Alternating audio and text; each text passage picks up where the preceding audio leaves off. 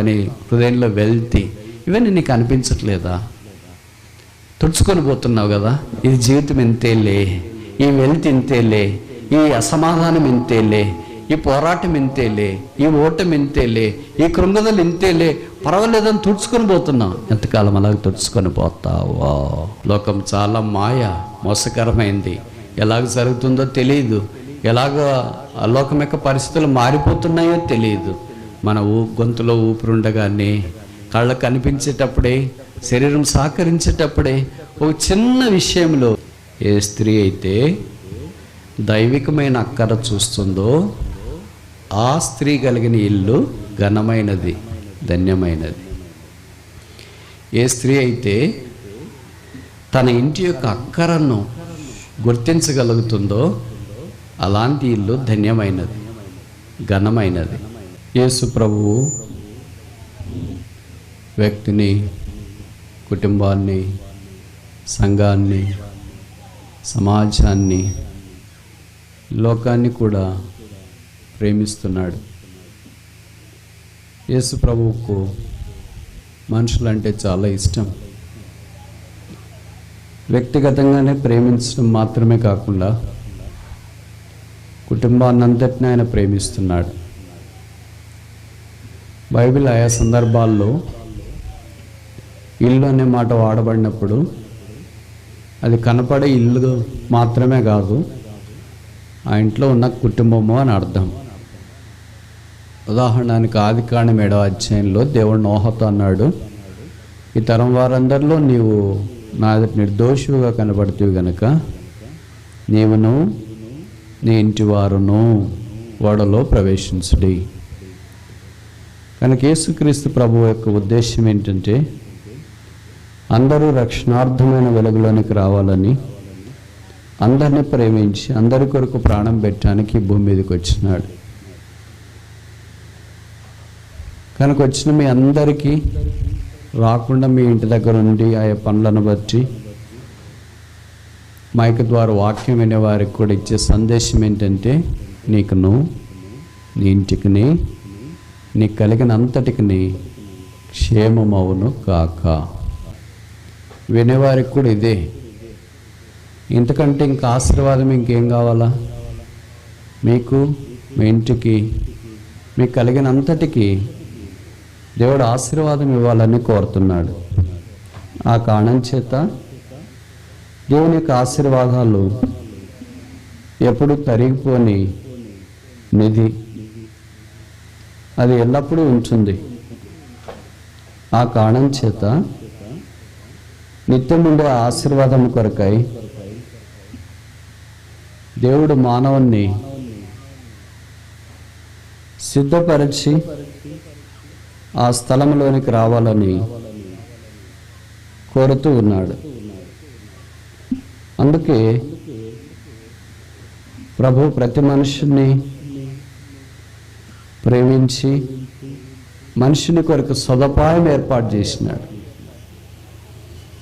అదే భౌతికంగా కనబడే ఇల్లు. రాజుల 2వ గ్రంథము 4వ అధ్యాయంలో ఒక షూనేమీరాలనే ఒక స్త్రీ ఉంది. ఎలీషా అనే ప్రవక్త, భక్తుడు, దైవజనుడు ఉన్నాడు. ఆమె తన పెనిమిటి భర్తతో చెప్పిన మాట, మన ఎద్దకు వచ్చిపోవచ్చున్నవాడు భక్తిగల దైవజనుడు అని నేను ఎరుగుదును. రాజుల 2వ గ్రంథం 4వ అధ్యాయం 10వ వచనం. కావున మనం అతనికి గోడ మీద ఒక చిన్న గది కట్టించి అందులో అతని కొరకు మంచము, బల్ల, పీట, దీపస్తంభము ఉంచుదాము. అతడు మన యుద్ధకు వచ్చినప్పుడెల్లా అందులో బస చేయవచ్చునని చెప్పాను. సహోదరుల పాత్ర ఎంత గొప్పదో చూడండి. బ్రదర్ కనిపించలేదు, మన దగ్గరికి వచ్చి ఆయన ఎలీషా దైవజనుడు కదా, ఆయనకు ఒక ఇల్లు ఉంటే మంచిదని. ఎవరు కనిపించిందంటే షూనేమీరాలు అనే స్త్రీ కనిపించింది. సాధారణంగా స్త్రీలకు చాలా తెలివైన వాళ్ళు. ఇక్కడ మీరు కూడా వచ్చుపోవచ్చున్నవాడు దైవజనుడు, ఆయనకి 5 అవసరము అని ఇక్కడ గుర్తించినారు. మొదటిదేంటి? పైన ఒక గది. రెండవదేంటి? మంచము. మూడవదేంటి? బల్ల. నాలుగోది ఏంటి? పీఠ. ఐదోది ఏంటి? దీపస్తంభం. ఇవన్నీ 5 విషయాలు జ్ఞాపకం చేస్తున్నాయి. ఇప్పుడు మనమేమో అవి చూడడం సమయార్థబాటును బట్టి.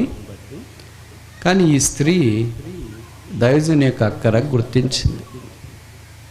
అందుకే మీరు గమనించినారో లేదో, స్త్రీలు చాలా తెలివైన వాళ్ళు, చురుకైన వాళ్ళు, ఆత్మీయులు కూడా, భక్తి కలిగిన వాళ్ళు కూడా. అందరూ అట్లే ఉంటారు అనుకోము, కొంతమంది వేరుగా కూడా ఉంటారు, అది వేరే విషయం. యేసుక్రీస్తు ప్రభువు వారు ఆయన శిష్యులను యోహాను సువార్త 2వ అధ్యాయంలోకి వివాహానికి పిలిచినారు. అక్కడ కనీసం 5 మంది ఉంటారు. యేసు, ఆయన శిష్యులు, యేసు ప్రభు తల్లి, పెళ్లి కుమారుడు, గృహ నిర్వాహకుడు, విందు ప్రధాని, తర్వాత పనివారు. ఇంక పెళ్ళికి వచ్చిన వాళ్ళు, భోజనానికి వచ్చిన అతిథులు, చూడటానికి వచ్చిన వాళ్ళు, పెళ్లి కూతురు వాళ్ళు, ఇలాగే రకరకాలు ఉన్నారు. ద్రాక్ష రసం వారికి అయిపోయిందని ఎవరికి తెలిసింది? ఎవరు పసిగట్టినారు? మిగతా వాళ్ళకి ఎందుకు ఎలగలేదు? విందు ప్రధాని చూసుకోవాలి కదా, ఈవెంట్ మేనేజర్ ఆయనకు తెలియాలి ఏమి భోజన సామాగ్రి వచ్చింది, ఎంతమంది వచ్చినారు, ఎంత సరిపోతుంది, ఎంత తగ్గిపోతుంది, ఎంత ఎక్కువవుతుంది, ఏది తెప్పించాలా, ఏది చేయాలా, ఈవెంట్ చూసుకునే వాళ్ళు చూసుకోవాలి. విందు ఏర్పాటు ఆయనకి సోదు లేదు. పెళ్లి కుమారుడు కూడా ఏదో పనిలో ఉన్నాడు, బహుశా పెళ్లి కూతురుని బట్టి సంబరంలో ఉన్నాడేమో. దాసులు పని వాళ్ళు ఏదని చెప్తే చేస్తామని అనుకున్నారు, వాళ్ళకు కూడా అవగాహన లేదు. అందుకే మీకు తెలుసు అనుకుంటా, అంటే మీరు అట్లా చేయండి అని నేను చెప్పను. ఎవరన్నా ఎక్కడన్నా పెళ్లి చూపులకు వెళ్తే ఖచ్చితంగా స్త్రీలను కూడా తీసుకెళ్తారు పురుషులు. నేను మొదట్లో అనుకునేవాడిని పురుషులు ఒకటి పోయి చూసి రావచ్చు కదా, స్త్రీలను కూడా ఎందుకు తీసుకెళ్తారని ఎవరో తెలిసిన వాళ్ళని అడిగిన. అయ్యో బ్రదర్, మనకి తెలియనివన్నీ వాళ్ళు ఊరికి చూస్తేనే గుర్తుపడతారు. వాళ్ళ నడక, వాళ్ళ మాట తీరు, వాళ్ళ నవ్వు, వాళ్ళ ప్రవర్తన, వాళ్ళ సంగతి ఏంటో అని. అందుకనే ఖచ్చితంగా బ్రదర్స్ మొత్తం 7 మంది పోతారు అనుకో, బ్రదర్స్ 4 ఉంటే సిస్టర్స్ 3 తీసుకెళ్తారు. కనీసం ఒక్కొక్కరు ఒక్కొక్క దృష్టితో చూస్తుంటారు పెళ్లి కూతుర్ని, కుటుంబాన్ని, వాళ్ళ బ్యాక్గ్రౌండ్ను. దేవుడు భవిష్యత్ వాళ్ళకి అంత తలాంత ఇచ్చినాడు అనుకుంటా. అంటే ఇతరుల యొక్క అక్కర చూచే కళ్ళు. ఏ స్త్రీ అయితే దైవికమైన అక్కర చూస్తుందో ఆ స్త్రీ కలిగిన ఇల్లు ఘనమైనది, ధన్యమైనది. ఏ స్త్రీ అయితే తన ఇంటి యొక్క అక్కరను గుర్తించగలుగుతుందో అలాంటి ఇల్లు ధన్యమైనది, ఘనమైనది. అందుకే వారికి ఉన్న గొప్ప శ్లాఘనీయమైన అవకాశం అది. దేవుడు అలాంటి ధన్యతలోనికి ప్రతి మానవుని తీసుకురావాలని సంకల్పం. ఇలాగే షునేమి స్త్రీ దేవుని యొక్క అక్కర గుర్తించింది. బైబిల్ అలాంటి వాళ్ళు చాలామంది ఉన్నారు. సమయ హద్దుబాటును బట్టి మనం ఇప్పుడు వారందరిని గురించి జ్ఞాపకం చేసుకోలేము.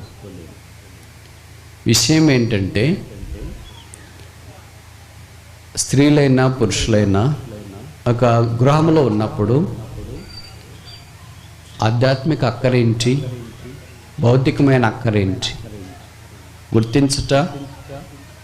కొంతమంది ఊరికి గుర్తిస్తారు.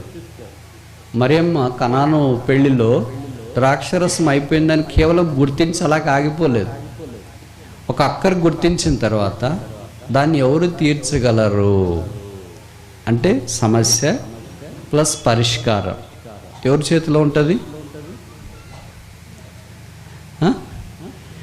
స్త్రీ చేతిలో ఉంటుంది. అందుకే వాళ్ళ కుటుంబాన్ని కడతారు. బైబిల్లో రాయబడింది, గుణవంతురాలైన భార్య దొరుకుటారదు, వారు ఇంటిని కడతారని వాక్యంలో మనం చూస్తాం. బ్రదర్స్ ఎందుకు కట్టట్లేదు? వాళ్ళే కదా కట్టాల్సింది. డబ్బులు తెచ్చేది వాళ్ళే కదా, కష్టపడేది వాళ్ళే కదా, చెమట వచ్చేది వాళ్ళే కదా. ఇవన్నీ ఎన్ని కలిగినా దేవునికి ఏర్పాటును అనుసరించి చూచే నిశితమైన దృష్టి, గ్రహించే మనస్సు, దానికి స్పందించే హృదయం, దాని ప్రకారం జీవించాలనే ఆశ, ఇవన్నీ సమ్మిళితం చేయబడి ఉంటాయి. అందుకే చూడండి, ఎక్కడైనా క్రైస్తవ కొడుకుల్లో ఎక్కువ సహోదరులు ఉంటారు, బ్రదర్స్ సహోదరులు చాలా తక్కువ మంది ఉంటారు. ఎందుకో చెప్పనా, వారికి భక్తి అంటే చాలా ఇష్టం. పోనీ తక్కువ పనులు ఉన్నాయి అందుకని వాళ్ళు ఎక్కువ మంది వస్తారు, బ్రదర్స్కి చాలా పనులు ఉంటాయి అందుకే వాళ్ళు మీటింగ్కి రారు అనేదేం కాదు. బ్రదర్స్ కంటే ఎక్కువ పని చేసి వచ్చే సహోదరులు చాలామంది ఉన్నారు. వాళ్ళు సాధారణంగా ఏదైనా విషయాన్ని నమ్మితే నమ్మిన దానికి ప్రాణం కూడా పెడతారు, నమ్మకపోతే ప్రాణం కూడా పోతుంది.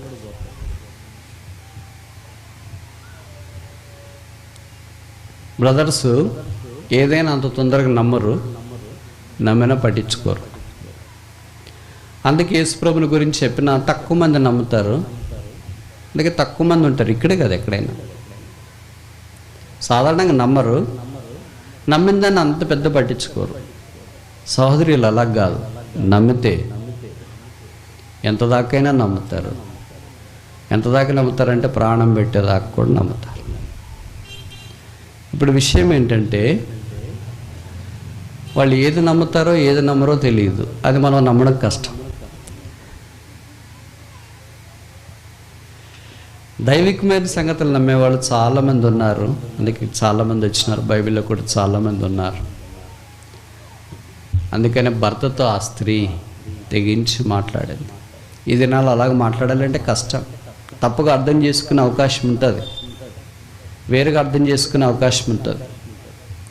కానీ ఆమె భర్తతో ఎంత సన్నిహితమైన సంబంధం ఉందంటే, ఆమె చెప్పిన మాటలు ఆయన ఉన్నట్లుగానే అర్థం చేసుకున్నాడు, దాన్ని తప్పగా అర్థం చేసుకోలేదు. ఇది నెలలో మామూలుగా మనం ఏది మాట్లాడినా తప్పగా అర్థం చేసుకునే వాళ్ళే కనిపిస్తారు, కానీ ఆయన అలాగ అర్థం చేసుకోలేదు. ఆయన మన దగ్గర ఉండటం మంచిది. దైవ సన్నిధి ఎలీషా, దైవ వాక్యము ఆయన ప్రకటించేవాడు. ఆయన దేవుని ద్వారా అద్భుతాలు జరిగించడానికి ఇష్టపడినవాడు. ఏలియా ఒకంత ఆత్మ పొంది 7 అద్భుతాలు చేస్తే ఎలీషా 14 అద్భుతాలు చేశాడు, 2 అంతల ఆత్మ. తర్వాత జరిగిన సంగతి మనకు బాగా పరిచయము. ఆయనకు మరణకరమైన రోగం వచ్చింది, ఆయన చనిపోయాడు. ఇప్పుడు మనలాంటి భర్తలు ఉన్నారు అనుకో, అక్కడ ఏమని వింటారు, ఏంటమ్మా నువ్వు ఆ రోజు మన దగ్గరికి వస్తున్నవాడు దయచేయండి అని చెప్పావు, మన ఇంటి పైన ఒక గది కట్టిస్తామన్నావు, బల్ల పెడదాము, దీపస్తంభం పెడదాము, మంచం పెడదాము, అమ్మా పీట పెడదాం, ఇన్ని చెప్పావే, ఇప్పుడు ఆయనకు బాగాలేదని తెలుసా నీకు? ఏమంట, మరణకరమైన రోగం వచ్చిందంట. దైవజనుడికి ఏంటి అలాంటిది రావడం ఏంటి? ఆయన నిజంగా ఏలియా యొక్క ఆత్మ ఉంటే ఏలియా కొనిపోబడినట్లు ఆయన కూడా కొనిపోబడి ఉండాలి కదా, ఎందుకు ఇలాగొచ్చింది? బహుశా నువ్వు తప్పక అర్థం చేసుకున్నావేమో ఆయన్ని అన్నట్లు వాక్యంలో మనం చూడం. కొన్నిసార్లు గొప్ప వ్యక్తులకు కూడా అలాగ దేవుడు అనుమతిస్తాడు, బలహీనత ఎందుకో మనకు తెలియదు. కానీ బైబిల్లో రాశారు, ఎలీషా చనిపోయిన తర్వాత ఆయన ఒక దగ్గర పాతి పెడితే శత్రు సైన్యం ఆ స్థలానికి వచ్చింది, తెలియకుండా శత్రువుల్లో ఒకళ్ళు చనిపోయాడు, వాడిని తీసుకెళ్ళి ఎలీషాను పాతిపెట్టిన సమాధి దగ్గర పాతిపెట్టడానికి ప్రయత్నం చేస్తే ఎలీషా శల్యం అంటే ఎమక తగిలిన వెంటనే ఏడుకోడు లేచి నిలబడినాడు.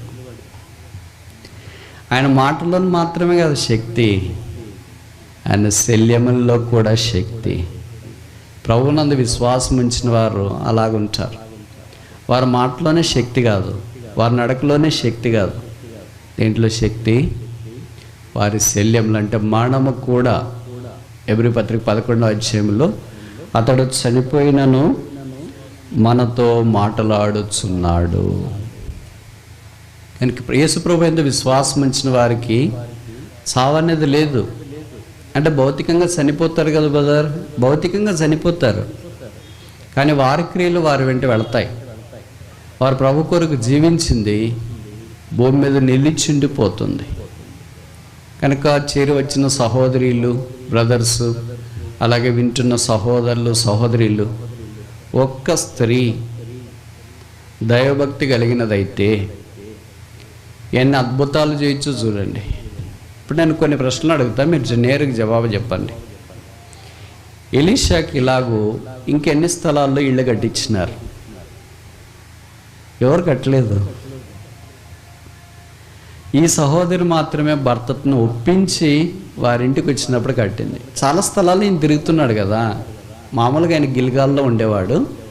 గిల్గాల్లో నుండి ఆయా స్థలాల పరిచయ కొరకు వెళ్ళేవాడు. గిల్గాల్ అనగా దొర్లించబడుట అని అర్థం. అక్కడి నుండి ఆయా స్థలాలకు పరిచయకి వెళ్ళేవాడు. చాలా ఇరుకులో ఉన్నారు. ఆ తర్వాత అధ్యాయంలో కూడా మనం చూస్తాం.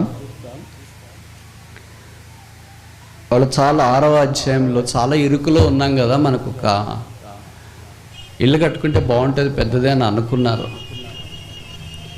ఈయన ఎంత గొప్ప ప్రవక్త చూడండి. ఆయనకు మొదటి ఇల్లు వచ్చింది, అది ఎప్పుడో ఒకసారి ఉండేవాడు. ఇప్పుడు ఆయన వాళ్ళని అడిగినాడు అనుకో, ఏంటమ్మాయి ఇక్కడ ఇల్లు కట్టేస్తున్నారు బ్రదర్, సిస్టర్? మాకు 2వ రాజుల 6వ అధ్యాయంలో ప్రకారం యోర్దాను దగ్గర ఇల్లు కడితే ఇంకా చాలామంది మాతో పాటు ఉన్నారు కదా, వాళ్ళందరికీ ఉపయోగపడుతుంది కదా, అక్కడ కట్టండి అని చెప్పలే. ఒకవేళ అక్కడ కట్టండి అని ఆయన నోరు తెరిచి చెప్తే మేము కట్టమనేవాళ్ళు ఎవరు లేరు. ఆయనకు అంత పవర్ ఉంది. ఇప్పుడు నేను కొన్ని సంగతులు అడుగుతా. ఈయన ద్వారా కుష్ఠరోగైన నయమానం బాగయ్యాడు. ఒక మాట చెప్తేనే. కుష్ఠరోగైన నయమాన్ ఆయన దగ్గరికి వచ్చినప్పుడు ఎలాగొచ్చాడంటే, నా తల మీద చేయి పెట్టి, లేకపోతే దేహం అంతా ఎక్కడ కుష్ఠరోగం ముందు అక్కడ చేయి పెట్టి నా కొరకు ప్రార్థన చేస్తాడనే ఆలోచనతో వచ్చినాడు. కానీ అలాగ చేయలేదు. ఆయన ఎక్కడో లోపల కూర్చున్నాడు. బయట ఒక పనివాడు, అంటే ఆయన పరిచారకులు ఉంటే వాళ్ళు చెప్పారు, నయమాన్ అని వచ్చాడండి, చాలా సైన్యాధిపతి, గొప్పోడు, పెద్దోడు, బాగలేదంటే కుష్ఠరోగం అంట అని. అంటే ఏమైనా మీరు వచ్చి ప్రార్థన చేయండి అని అర్థం చెప్పినారంటే, అంతే కదా. ఆయన ఏం చెప్పినాడంటే, ఎలీషా వెళ్ళి యోర్దానులో 7 సార్లు మునుగమని చెప్పు అని చెప్పినాడు. చెప్పి ఆయన కూడా కొద్దిగా భయపడి ఉంటాడేమో, ఏంటి పోయి ఇలాంటివి చెప్పినాడు, పోనీ నువ్వు నా బదులు నువ్వు ప్రార్థన చేయని చెప్పినా బాగుండేది కదా, నేనే చేసింటాను అని అనుకున్నాడేమో. వెళ్ళి చెప్పాడు. ఎలీషా ఇలాగ చెప్పాడండి, మీరు వెళ్ళి యోర్దానులో 7 సార్లు మునగాలంట అని. ఆయనకి చాలా కోపం వచ్చింది. నేను ఎంత దూరం నుండి వచ్చాను, వచ్చి మొక్కమన్నా చూడొచ్చు కదా, వాళ్ళకి ఇంత గర్వమా ఏంటి? వాళ్ళు దేవుని బిడ్డలు అంటారు కానీ, దైవజనుడు అంటాడు కానీ, లోపలే ఉండి ఇలాగ చెప్పేస్తాడేంటి? అసలు నాకు ఎంత కుష్ఠరోగం ముందు చూడాలి కదా. మనం ఒక డాక్టర్ దగ్గరికి వెళ్ళామనుకో, మనకు ఆరోగ్యం బాగాలేక, మనం డాక్టర్ గారు లోపలికి పిలవకుండా అలాగే బయట కూర్చొని, లోపలంటే వాళ్ళు వచ్చి ఎవరన్నా వాచ్మెన్ చెప్పినాడు అనుకో, అమ్మా ఇదిగో మీ మాత్రలు, మీ ఇంజక్షను, వెళ్ళి మాత్రలు వేసుకోండి, అవసరమైతే ఇంజక్షన్ వేసుకోండి, మీకు బాగా అయిపోతుంది అని చెప్పి పంపించినాడు అనుకో. ఏమనుకుంటారు మీరు? ఏంటి నేను ఇంత దూరం వస్తే లోపలికి పిలిచి బీపీ, షుగర్ అన్నీ చూసి నాతో మాట్లాడి, ఎన్ని రోజులు నుండి ఇలాగుంది, ఎప్పుడు వస్తుంది అని మాట్లాడి తెలుసుకొని కదా రాయాల్సింది. ఏం తెలుసుకోకుండా ఎలాగ రాసాడు? ఏం డాక్టర్ ఎలాగయ్యాడు? చదువుకోకుండా అయ్యాడా అని అనుకుంటాం. అందుకని వాళ్ళు మనతో మాట్లాడతారు, పలకరిస్తారు, మన విషయాలన్నీ తెలుసుకుంటారు. ఆ తర్వాత మనకి ఏ జబ్బు వచ్చిందో దాన్ని గుర్తించడానికి అవసరమైన పరీక్షలు రాస్తారు. ఎలీషా అలాంటివాడు కాదు, చూస్తే చెప్పేవాడు కాదు. అర్థమవుతుంది నేను చెప్పే మాటలు. కొంతమంది అంటారు కదా, నిన్ను చూస్తేనే నేను చెప్పేస్తాను ఎలాంటి వాళ్ళు అని. చూస్తే చెప్పేవాళ్ళు కొంతమంది, చూడకుండా చెప్పేవాడు ఎలీషా. వింటేనే చెప్పేవాడు ఎలీషా. పరిష్కారం కూడా చూపించేవాడు ఎలీషా. ఆయనే పరలోకపు ఎలీషా అని యేసుక్రీస్తు ప్రభు. ఎలీషా చెప్పిన ఈ మాటకు ఆయన విని విధేయత చూపించి వెళ్ళాడు. ఎక్కడికి? యోర్దాను దగ్గరికి. వేరే వాళ్ళు సహాయం చేస్తే ఆయన పెద్ద పని చెప్పింటే చేసింటారు కదా, ఇన్ని డబ్బులు ఇవ్వాలంటే ఇచ్చింటారు కదా, ఈ కష్టపడాలంటే పడింటారు కదా. స్నానం చేయమని చెప్తే ఏది కష్టం అంటే తేలిక కదా, వెళ్ళి స్నానం చేసేస్తే ఏమవుతుంది, జరిగితే జరిగింది, జరగకపోతే బాగైతే లేకపోతే లేదని. కొన్నిసార్లు పెద్దోళ్ళు అయినా చిన్నోళ్ళ మాటలు వింటారు. అది వారి పెద్దరికం, పెద్ద హోదా. పెద్ద హోదా, పెద్దరికం అంటే అప్పుడు చిన్నోళ్ళ మాటలు వినడమే. నువ్వు చిన్నోడు కదా, నాకంటే నీకేం తెలుసు అని అనుకోవడం పెద్దరికం కాదు, అది చిన్నరికం. వాళ్ళు పెద్దోళ్ళే, కానీ ఏ రికం ఉంది? చిన్నరికం ఉంది. ఈ నయమాను ఎంత చక్కగా మాట విన్నాడు, శుద్ధుడయ్యాడు, తిరిగి ఎలీషా దగ్గరికి వచ్చినట్లు వాక్యాలు మనం చూస్తాం. ఇలాంటి గొప్ప ప్రవక్త తనకు అనారోగ్యం కలిగినప్పుడు బాగాలేదా? దేవుడు ఆయన బహుబలమైన కార్యాల కొరకు వాడుకున్నాడు. కట్టెలు నరకటానికి యోర్దాను దగ్గర కొంతమంది వెళదామని ఎలీషాని పిలిస్తే ఆయన వెళ్ళాడు. మీరు ఊహించండి, మీరు కట్టెలు నరకదామని మమ్మల్ని పిలిస్తే మేము వస్తాం, మామూలు మీరు పిలవరు. మొదటి పాయింట్. రెండో పాయింట్, వస్తామా? మేము ప్రార్థన చేస్తుంటామా, ఇక్కడే రండి అని చెప్తాం. ఈయన ఎంత తగ్గించుకునేవాడంటే మేడగది మీద నుండి యోర్దాను దాకా కూడా వెళ్ళేవాడు. ఎవరి ఎలీషా? యేసుక్రీస్తు ప్రభువు. పాత నిబంధనలోని ఎలీషా అయితే మేడగది మీద నుండి యోర్దాను దాకే వచ్చినాడు. కొత్త నిబంధనలోని ఎలీషా అయిన యేసుక్రీస్తు ప్రభు అయితే పరలోకంలో నుండి ఎక్కడికి వచ్చినాడు? భూమి మీదకి మన దగ్గరికి దిగి వచ్చినాడు. ఎందుకు ఎలీషా పనివారింటి వెళ్ళాడు, దాసులింటి వెళ్ళాడు? వాళ్ళు గొడ్డలు పడిపోతుందని బహుశా తెలిసేమో, వారు అక్కర్లో ఉన్నారని తెలిసేమో వారికి సహాయం చేయడానికి ఎలీషా వెళ్ళినట్లుగా యేసు ప్రభువు వారు కూడా మనమందరం యోర్దాను సముద్రంలో మునిగి ఉన్నప్పుడు, పాపం అనే సముద్రంలో మునిగి ఉన్నప్పుడు, ఆ పాపము నుండి మనల్ని విడిపించడానికి దేవదేవుడిగా ఈ భూమి మీదకి దిగి వచ్చినాడు. యేసులో పాపము లేదు, యేసు పాపము చేయలేదు, యేసు పాపం ఎరగడు, యేసు పాపుల రక్షకుడు. పరిశుద్ధుడిగా ఈ భూమి మీద జన్మించినాడు, పరిశుద్ధుడిగా జీవించినాడు, పరిశుద్ధుడిగానే మనందరి పాపాలు భరించడానికి యేసు ప్రభు సిలువ మీదకి వెళ్ళాడు. సిలువలో యేసు ప్రభు మన కొరకై రక్తము కార్చి, దెబ్బలు తిని, అవమానాన్ని భరించి, రూపాన్ని కోల్పోయి, ఆ సిలువలో వేలాడదీయబడి, చనిపోయి, సమాధి చేయబడి, మూడో దినాన్ని తిరిగి లేచి పరలోక స్థలంలో విజ్ఞాపన చేస్తున్నాడు. ఇటు యేసు, పరలోకపు ఎలీషా మనతో పాటు ఉండాలని కోరుతున్నాడు. మనం పడిపోయిన స్థలంలో నుండి తేలజేయాలని కోరుతున్నాడు. గొడ్డలు తేలుతుందండి? గొడ్డలి బరువైంది, నీళ్ళు వేస్తే తేలుతుందా? మీరు చేపలు పట్టే వాళ్ళకి తెలుసు కదా, మీరు థర్మకోల్ లాంటిది వాడతారు, ఎందుకంటే తేలాలని. మరి గొడ్డలు కట్టరేంటి? ఎందుకని తేలదని. మీకు బాగా అవగాహన ఉంది కదా, ఏది తేలుతుంది ఏది తేలదని. అంటే ఒక మనిషి గొడ్డలతో సమానం. గొడ్డలు అంటే ఏంటి? హాని కలిగించేది, నష్టం కలిగించేది, కీడు చేసేది. ఒక మనిషి అలాగే ఉన్నాడు. బైబిల్లో రాయబడింది, అందరినూ పాపం చేసి దేవుడు అనుగ్రహించిన మహిమను పొందలేకపోతున్నారు. అందుకే అపోస్తలుడైన పౌలు గొడ్డెల్ని వేరే పదం వాడాడు. పూర్వము నేను దూషకుడను, హింసకుడను. గొడ్డలే కొత్త నిబంధన పదం, అది హింసకుడను. అలాంటి గొడ్డలంతలో ఉన్న మనిషి యొక్క జాతిని నీళ్ళ మీద తేలియాడ చేసి ఉపయోగకరంగా మార్చడానికి పాత నిబంధనలో ఎలీషా వచ్చినట్లు కొత్త నిబంధనలో యేసుక్రీస్తు ప్రభు అయిన పరలోకపు ఎలీషా మన దగ్గరికి వచ్చింది. మన పాపాన్ని బట్టి తేలవలసిన వాళ్ళం కాదు. ఆ సముద్రం ఏ జ్ఞాపం చేస్తుందంటే లోకానికి జ్ఞాపం చేస్తుంది.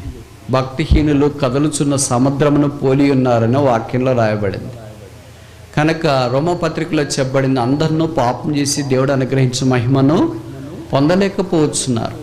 అలాంటి దేవుని యొక్క మహిమకు దూరమైపోయిన మానవుణ్ణి యేసు ప్రభు రక్షించుట కొరకై ఆయన భూమి మీదకి దేవుడిగా దిగి వచ్చినాడు. పాపంలో కొట్టుకుపోతున్న, మునిగిపోతూ పాపంలోనే జీవిస్తున్న మానవుని రక్షించాలని దేవుని యొక్క ఉద్దేశం. మీలో చాలామందికి తెలుసు కదా, కొంతమంది అంటారు నేనేం పాపం చేయట్లేదు, బాగున్నాను కదా అని అంటారు. పాపము చేయట్లేదు, బాగున్నాను అని అనడమే పాపం. ఒక పాము అనుకునిందంట, నాలోనేం విషయం లేదు కదా అని అనుకునిందంట. పాములో విషయం లేదని ఎవరు చెప్పారు?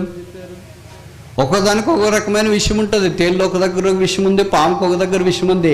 మనిషికి కూడా అలాగే అరికాల మొదలుకొని నన్నెత్తి దాకా కొంచెమైనా స్వస్థత లేకుండా మానవుడు జీవిస్తున్నాడనే వాక్యంలో మనం చూస్తున్నాం. ప్రతి మానవుడు పాపంలో జీవిస్తున్నప్పుడు పాపానికి అంతుండదు. ఇంకొక మాట చెప్తున్నా నేను, మీకు పాపానికి పుల్ స్టాప్ మాత్రమే ఉంటుంది, పుల్ స్టాప్ మాత్రం ఉండదు, కామా మాత్రమే ఉంటుంది. ఒక పాప పని చేసిన తర్వాత కామా, మళ్ళా పుల్ స్టాప్ అనేది రాదు. ఈరోజు నేను పాపం చేశాను, ఇంక ఇప్పటి నుండి చేయను అని అనుకుంటాడు, కానీ తర్వాత ఇంకా దానికంటే ఎక్కువ చేస్తాడు. పాపంలో తృప్తి లేదు. అందుకనే చూడండి, మీరు చూసింటారు కదా, ఒక ప్యాకెట్ ఆడేవాడు ఒకరోజు ఆడి ఇంక ఈరోజు మానేస్తాంలే అని అనుకోడు. తను అనుకోని అలాగే వెళ్ళినా కూడా, తనకు లాభం వచ్చినా కూడా అది పోయేదాకా, అంటే నష్టపోయేదాకా అక్కడి నుండి లేయటానికి ఇష్టపడడు. అందుకనే చాలామంది దాంట్లో పాపం యొక్క ఉచ్చులో బంధకాల్లో పడిపోయి తమ రక్షించుకోలేకపోయారు. పాప ఉచ్చులో ఉన్న మానవుని, బంధకాల్లో ఉన్న మానవుని రక్షించుట కొరకే యేసు ప్రభు వచ్చినాడు. పాపానికి చాలా శక్తి ఉంది. పాపము మానవ యొక్క శక్తి ఎలా ఉంటుందో పాపానికి కూడా అలాంటి శక్తి ఉంది. అందుకే నేను ఇలాగ చెప్తే బహుశా మీలో కొంతమందికి అర్థం అవుతుందో కాదో తెలియదు. Sin is directly proportional to death, death is directly proportional to sin. Where sin increases, death increases. Sin decreases, death decreases. Sin has no full stop, it has comma. అంటే పాపం అనేది ఆగదు మనుషుడు ఈ లోకాన్ని విడిచిపెట్టేదాకా. ఆ పాపం మనిషిని బంధించున్నప్పుడు పరలోకంలో నుండి పాపుల రక్షకుడని యేసుప్రభు వచ్చినాడు. పాపిని శిక్షించడానికి రాలేదు, పాపిని క్షమించడానికి వచ్చినాడు. కానీ కొంతమంది అభిప్రాయం ఏంటంటే, నేనేం పాపం చేయలేదు కదా, బాగానే ఉన్నాను కదా, నాకు రక్షణ కావాలా, నాకు యేసుప్రభు కావాలా, నాకు పారమనసు కావాలా, నాకు పాప క్షమాపణ కావాలని తెలుస్తుంటారు. బైబిల్ సెలవిస్తుంది, యేసు రక్తం ప్రతి పాపము నుండి మనల్ని కడిగి పవిత్రులుగా చేస్తుంది. నువ్వు ఎలాంటి వ్యక్తి అయినా సరే నీకు యేసుప్రభు అవసరం. ఆయన పాపుల రక్షకుడు, మనిషిని యొక్క జీవితాన్ని మార్చేవాడు, పాపాన్ని క్షమించేవాడు, పాపిని పరిశుద్ధపరిచేవాడు, పాపిని మార్చి పరలోక రాజ్యంలో ప్రవేశపెట్టేవాడు. అది మనుషుల వల్ల కాదు, దేవుడి వల్లే సాధ్యమవుతుంది. అందుకే దేవుడు మానవుడిగా ఈ భూమి మీదకి దిగి వచ్చినాడు. ఆయన పేరే పరలోకపు ఎలీషా, యేసుక్రీస్తు ప్రభువు. ఆయన గురించి మేము ప్రకటిస్తున్నాం. పాత నిబంధనలోనైతే ఆ ఎలీషా కొరకు ఒక మేడగది, ఒక బల్ల, ఒక పీట, ఒక దీపస్తంభము, ఇంకా మాంసం, ఇవన్నీ ఏర్పాటు చేసినారు. కొత్త నిబంధనలో పరలోకపు ఎలీషాని యేసుప్రభు వారి భూమి మీదకి వచ్చినప్పుడు బైబిల్లో రాయబడింది, ఆయనకు సత్రములో స్థలము లేనందున ఆయనను పొత్తిగుడ్డలతో చుట్టి పశువుల తొట్టెలో పరుండబెట్టరి. పాత నిబంధనలో శునమీరాలు కనిపిస్తుంది, కొత్త నిబంధనలో మానవ జాతి అదృశ్యమైనట్లుగా అనిపిస్తుంది. పాత నిబంధనలో శునమీరాలు భర్తతో ఈ విషయం చెప్పింది, మనం ఒక గది కడదామని. కొత్త నిబంధనలో యేసుకు స్థలం లేదు, స్థలం లేదు, స్థలం లేదని మానవ జాతి నిరాకరించింది. అయితే మన హృదయంతరంగంలో ఆ యేసు ప్రభు వారు నివసించినట్లు, గది కట్టునట్లు, పీఠం పెట్టున్నట్లు, దీపస్తంభం ఉంచున్నట్లు, బల్ల ఉంచున్నట్లు, మంచం ఉంచున్నట్లు ఆయనే పరలోకపు ఎలీషాగా వచ్చినాడు. ఇప్పుడు గోడ మీద కాదు, అంటే భౌతికంగా గోడల మీద కట్టడము, లేకపోతే మన కొరకు ఇల్లు కట్టడం, అవన్నీ భౌతికమైన కనిపించేది. ఆధ్యాత్మికంగా మన కొరకు మనలోనే ఆయన మేడగది కట్టాలనుకుంటున్నాడు. కింద కడితే భౌతికమైన సంగతులన్నీ ప్రవేశించే అవకాశం ఉంది.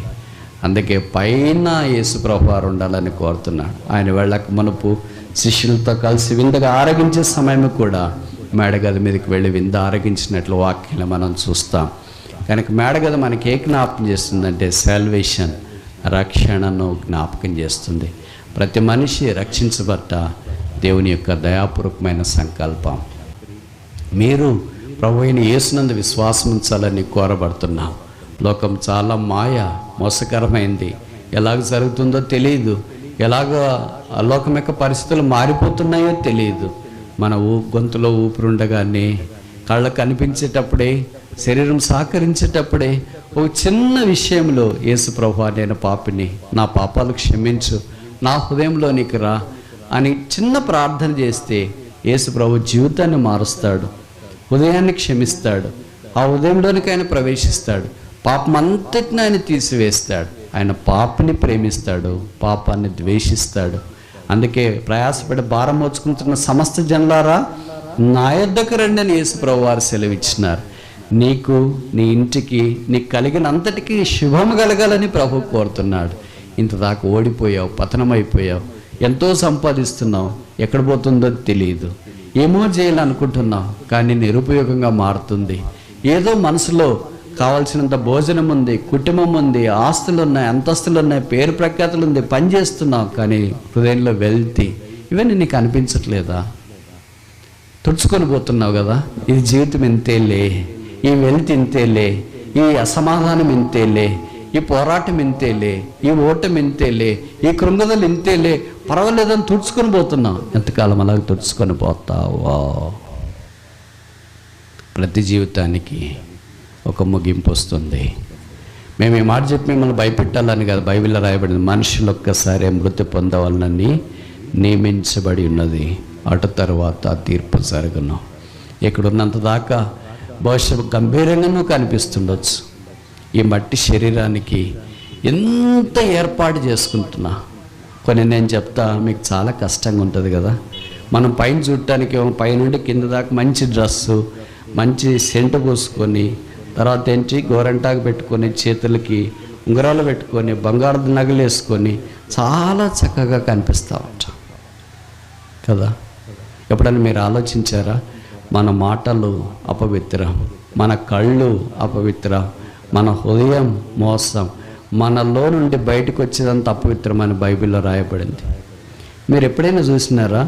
మీ ఊర్లో ఒక చిన్న ఏదైనా జంతువు, ఒక ఎద్దు ఉందనుకో, ఎప్పుడైనా అది పౌడర్ కొట్టుకునిందే, గోరంటాకు పెట్టుకునిందే, ఎప్పుడైనా అది డెకరేషన్ చేసుకునిందే? అంటే చేసుకోవడం తప్పని నేను చెప్పట్లేదు, చెప్తున్నా. ఇప్పుడు ఒకరి తర్వాత వస్తా. మనిషిని యొక్క నోరు మొదలుకొని అన్నీ అపవిత్రమే, కానీ పవిత్రుడైన దేవుడి మనిషిని ప్రేమించిన. మీరు గమనించినారా? మనిషిని యొక్క మాట అపవిత్రం, మనిషిని యొక్క మూత్రం అపవిత్రం, మనిషిని యొక్క మలము కూడా. ఏ జంతువు అయినా మలము మూత్రం చేసినప్పుడు సెప్టిక్ ట్యాంక్ దేనికైనా పెట్టినారా మీ ఊర్లో? చెప్పరేంటి? ఎద్దులు ఉన్నాయి పెట్టినారా? గాడిదలు ఉన్నాయి పెట్టినారా? కుక్కలు ఉన్నాయి పెట్టినారా? ఒక్క మనిషికి మాత్రమే సెప్టిక్ ట్యాంక్. ఎందుకో తెలుసా? ఎందుకు చెప్పరేంటి? దుర్వాసన. పైనుండి కింద దాకేమో సెంటు, పైనుండి కింద దాకేమో పౌడరు, పైనుండి కింద దాకేమో అలంకరణ. జంతువు కూడా లేని సెప్టిక్ ట్యాంక్. ఏమేమో తింటే బయటికి వెళ్ళిన గాడిదే, బయటికి వెళ్ళిన పంది, బయటికి వెళ్ళిన కుక్క, మనం ఎంతో జాగ్రత్తగా తింటాం, కానీ వాటికి సెప్టిక్ ట్యాంక్ లేదు. ఎక్కడైనా ఏమైనా చేయగలవు అవి, కానీ మనకు మాత్రం అలాగే చేయటానికి లేదు. మనిషి అంత మలినమైపోయాడు కదా. బయటికి మాత్రం అనుకుంటున్నాడు ఏమని, అబ్బా నేను ఎంత బాగున్నాను చూడండి. నువ్వు బాగుంటే నీకు ఎందుకు సెప్టిక్ ట్యాంక్ చెప్పు? ఎందుకు పెట్టి, ఎందుకు దుర్వాసన ఉంది? మరి అక్కడ పక్కనంతా బయట రోడ్డు మీద తిరిగి జంతువులన్నింటికి మామూలుగా తిరుగుతున్నాయి కదా. కుక్కలు తిరుగుతున్నాయి, పందులు తిరుగుతున్నాయి, గాడిదలు తిరుగుతున్నాయి, ఎద్దులు తిరుగుతున్నాయి. ఏ జంతువుల పేర్లన్నా మీరు చెప్పండి. పిట్టలు, కాకి ఎక్కడో పోయి తిరిగేసి వస్తుంది బ్రదర్ అంటారే, మరి అది రెట్టేస్తుంది. దానికి సెప్టిక్ ట్యాంక్ ఉందే? కుక్క ఎక్కడో పోయి మనం తినింది తింటుంది బ్రదర్ అనింది, అది కూడా మూత్ర విసర్జన, మల విసర్జన చేస్తుంది, దానికి సెప్టిక్ ట్యాంక్ ఉందే? ఎందుకు? మనిషిని యొక్క దుస్థితి అది. ఇవన్నిటి ద్వారా దేవుడు మనిషినికి ఏ జ్ఞాపం చేయాలని, ఏం చేయాలని కోరుతున్నాడంటే, మట్టిలో నుండి తీయబడ్డా తిరిగి నువ్వు మన్నే. కనుక ఆ మంటికి పోకమనిపే దేవుడు సిద్ధపరిచిన మిన్న పరలోక రాజ్యంలోనికి వెళ్ళాలని దేవుని యొక్క ఉద్దేశం. అందుకే దేవుడు మానవుడికి భూమి మీదకి దిగి వచ్చి శిల మీదకి వెళ్ళి యేసు ప్రభుత్వాల మీద ముళ్ళ కిరీటం, ముఖం మీద ఉమ్మి, చేతుల్లో మేకులు, దేహమంతా కొడా దెబ్బలు, ప్రక్కలో బల్లెపోటు, రక్తము కార్చి, తండ్రి వీరేమి చేయుచున్నారో వీరెరగరు కనుక వీరిని క్షమించుము అని కేక వేసి ఈ లోకాన్ని విడిచిపెట్టి వెళ్ళిపోయాడు. ఆ యేసు నీ హృదయాన్ని కడిగి శుద్ధీకరించి నిన్ను, నీ కుటుంబాన్ని, నీ ఇంటిని, నీ కలిగిన అంతటిని ఆశీర్వదించి క్షేమం ఇవ్వాలని కోరుతున్నాడు. ఇంతదాకా శాపంలో ఉన్నావా? కొన్నిసార్లు నీకు అనిపిస్తుంది, మా ఇంటికి ఎవరు శాపం బ్రదర్, మాకెవరు శాపం బ్రదర్, అన్నీ మాకే అనర్థాలు వస్తున్నాయి, మాకే నష్టాలు, మాకే అనారోగ్యాలు, మాకే కృంగుదలు, మా ఇళ్ళలోనే మరణం, మా ఇంట్లోనే. ఏమి శాపం? మనమే. ఇల్లు కాదు శాపం, వాస్తు కాదు శాపం, వాకిలి సరిగా పెట్టలేరు కనుక శాపం కాదు, వంటగది సరిగా లేదు కాదు శాపం కాదు. మనమే మనల్ని నిరారోపణ చేయటానికి వేరే వాటి మీద మనం తోయటానికి ప్రయత్నం చేస్తున్నాం. ప్రభువైన యేసునందు విశ్వాసం ఉంచు, అప్పుడు నీవును నీ ఇంటి వారును రక్షణ పొందుతారు. మనం రక్షణ పొందితే అప్పుడు పరలోకపు ఎలీషా యేసు ప్రభువారు మనలోనికి వచ్చి ఆయనే మేడగది, ఆయనే పీట, ఆయనే దీపము, ఆయనే మంచం. మంచం అంటే విశ్రాంతి. అలసిపోయినప్పుడు సాధారణంగా మనం మంచం ఉంటే కొద్దిగా నడుము వాలుస్తాం కదా అని అనుకుంటా. దీపం అంటే ఆయనే వెలుగు, ఆయనే సాక్ష్యం. యేసు ప్రభువు అన్నాడు, గాడ్ ఈజ్, వాక్యం బైబిల్లో రాయబడింది 1 యోహాను 1:5, గాడ్ ఈజ్ లైట్, దేవుడు వెలుగైనాడు, ఆయనలో చీకటి ఎంత మాత్రమూ లేదు. ఇవన్నీ అయిన యేసుక్రీస్తు ప్రభువు మనకు భౌతికంగా కనిపించే ఇంట్లో ఉండొచ్చు, లేకపోవచ్చు, కానీ మన హృదయం అనే ఇంట్లో అవన్నీ ప్రభు ఉంచాలని కోరుతున్నాడు. భౌతికమైన ఇళ్ళన్నీ మనకు ఉండడం మంచిదే, అయితే లేనే అప్పుడు ఉండాలని అర్రలు జాపి కానీ మార్గాలు వెళ్ళడం అంతేం కాదు, అంత మంచిదేం కాదు. మనమే ఆయన ఇల్లు. యేసునందు విశ్వాసం ఉంచిన మనము ఆయన రాకడ కొరకు ఎదురు చూస్తున్నాం. యోహాను సువార్త 14వ అధ్యాయంలో యేసు ప్రభువు అన్నాడు, నేను వెళ్ళి మీకు స్థలం సిద్ధపరిచి మరలా వచ్చి నాతో పాటు మిమ్మల్ని ఉండటి కొరకై నేను మిమ్మల్ని తీసుకుని వెళ్తా. ఇక్కడ అందరికీ రకరకాలైన ఆర్థిక పరిస్థితులను బట్టి రకరకాల ఇళ్ళు ఉండొచ్చు. ఒకళ్ళకి పెద్దగా, ఒకళ్ళకి చిన్నగా, ఒకళ్ళకి ఇళ్ళు అన్నీ ఉండొచ్చు, ఒకళ్ళకి ఇళ్ళు లేకపోవచ్చు, ఇలాగ రకరకాలు ఉండొచ్చు. కానీ యేసు ప్రభువు యందు విశ్వాసం ఉంచిన తర్వాత భూమి మీద కాదు ఇల్లు, పరలోకంలో. ఇక్కడ మీకు కరెంటు పోతుంది, పరలోకంలో కరెంటు పోదు, జనరేటర్ లేదు. ఎందుకంటే వెలుగే అక్కడ, సూర్యుడే లేడు. గొర్రెపిల్లే దీపస్తంభము, ఆయన యేసుక్రీస్తు. సూర్యుడు లేడు కనుక రాత్రింబగళ్ళు లేవు, ఎప్పుడు ఒకే కాలంలోనే ఉంచాం. ఇంకా మీకు కొన్ని ఇష్టమైనవి చెప్పన, అక్కడ సముద్రము లేదు కనుక మీరు చేపలు పట్టాల్సిన పని లేదు, రొయ్యల చెరువులు లేవు, చేపల చెరువులు లేవు. ప్రభుతో పాటు సదాకాలం ఆయన సన్నిధిలో ఉంటారు. చివరికి అక్కడ కన్నీరు లేదు, బాధ లేదు, వేదన లేదు, కృంగుదల లేదు, అవమానం లేదు, ఓటమి లేదు, ఒంటరితనం లేదు. భర్త చనిపోయాడే, భార్య చనిపోయిందే, పిల్లలు చనిపోయారే, తల్లిదండ్రులు చనిపోయారే, నా తోబుట్టులు చనిపోయారే, నాకు సహాయం చేసిన వాళ్ళు చనిపోయారే అన్న బాధపడటానికి వీలు లేకుండా పరలోక రాజ్యం సిద్ధపరచబడింది. లోకంలో మనం చూస్తాం కదా, చాలా ఊర్లలో చాలా వసతులు ఉండవు, కానీ కొన్ని ఖచ్చితంగా ఉంటాయి. ఖచ్చితంగా ఉండవు నేను చెప్తా, లేనివి కూడా చెప్తా. ఉదాహరణకి ఆసుపత్రి కొన్ని ఊర్లో ఉండకపోవచ్చు, పాఠశాల కొన్ని ఊర్లో ఉండకపోవచ్చు, గ్రంథాలయం లైబ్రరీ కొన్ని ఊర్లో ఉండకపోవచ్చు. కానీ ప్రతి ఊర్లో ఉండేది ఒకటి చెప్పనా, అది చెప్పకూడదని అనుకుంటారు, నేను కూడా అనుకుంటా అది చెప్పకూడదని. దాని పేరే శ్మశానం, సమాధుల తోట. మా ఊర్లో స్కూల్ లేదని చెప్పొచ్చు, హాస్పిటల్ లేదని చెప్పొచ్చు, తర్వాత ఇంకేంటి, లైబ్రరీ లేదని చెప్పొచ్చు, ఇంకా యూనివర్సిటీ లేదు, మా ఊర్లో చాలా లేవని చెప్పొచ్చు. కానీ భూమి మీద ఏ మనుషుడు కూడా మా ఊర్లో శ్మశానం లేదని చెప్పలేడు. ఎంత చిన్న ఊరైనా, ఎంత పెద్ద ఊరైనా, ఊరికి అలంకరణ కాదు ఇది, సమాధుల తోట. అది చూసినప్పుడు ఏం గుర్తొస్తుంది, వదిన నేను కూడా అక్కడికి వెళ్ళాలా, ఆ తర్వాత నా జీవితం ఏంటి.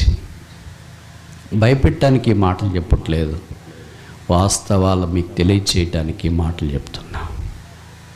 ఇంట్లో ఉన్న మనము ఒక దినాన మంటలోకి వెళ్ళాల్సి వస్తే మట్లో నుండి తిరిగి మహిమలోనికి ప్రవేశించాలని దేవుని యొక్క ఉద్దేశం. యేసు యందు విశ్వాసం ఉంచు. యేసు ప్రభు పాపుల రక్షకుడు. జీవితాన్ని మార్చేవాడు. ఇప్పటిదాకా చాలా ప్రయత్నాలు చేసావు, ఓడిపోయావు, సోలిపోయావు, డస్సిపోయావు, కృంగిపోయావు, అప్పుల బాధతో ఉన్నావు, ఆత్మహత్య చేసుకోవాలని ప్రయత్నం చేస్తున్నావు. కొంతమంది అంటారు కదా ఆత్మహత్య చేసుకోవాలి. నీకు ఆత్మకు హత్య ఎక్కడుంది? ఆత్మకు మరణం ఉందా? ప్రసంగిలో చెప్పబడింది కదా, ఆత్మ దానిని దయచేసిన దేవుని యుద్ధం దాన్ని ఎలాగ హత్య అవుతుంది? అవుద్దా?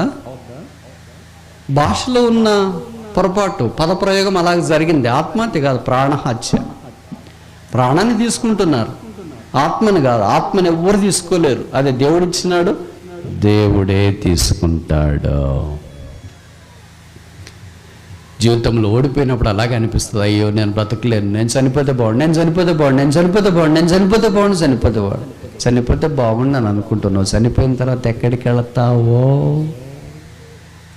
నిరీక్షణ ఉందా? యేసు దగ్గరికి పరలోకానికి వెళ్తాననే గమ్యం ఉందా?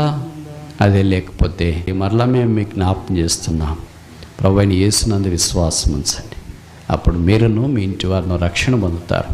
భూమి మీద దేవుడు మనకి ఇచ్చిన ఇళ్లను బట్టి, కుటుంబాలను బట్టి, పిల్లలను బట్టి, జీవితాలను బట్టి, ఇంటికి కనుకరించి సమస్తాన్ని బట్టి ప్రభువుకు స్తోత్రాలు. అయితే ఒక దినాన్ని ఇవన్నీ మనం విడిచి పరలోక రాజ్యంలో ఉంటాం.